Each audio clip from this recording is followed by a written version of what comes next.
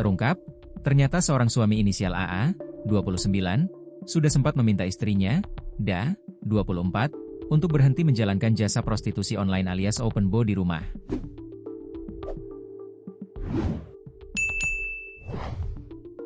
Namun, bak kecanduan, DA bersikeras untuk terus melakoni hal tersebut. Satu di antara alasannya yakni karena kebutuhan ekonomi yang mendesak keluarga muda itu. Terlebih, AA tak kunjung mendapat pekerjaan, sehingga membuat pemasukan Pasutri itu tak ada. Kini, Pasutri asal Bangka Belitung tersebut harus merasakan dinginnya jeruji besi akibat DA open bo di rumah.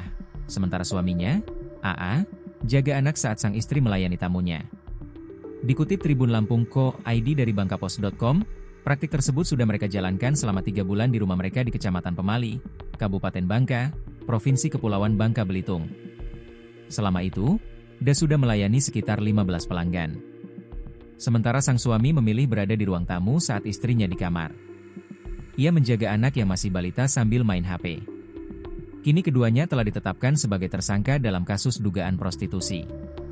AA menyebut, jika ia sudah pernah meminta menghentikan praktik open bo tersebut, setelah 15 kali menjalaninya.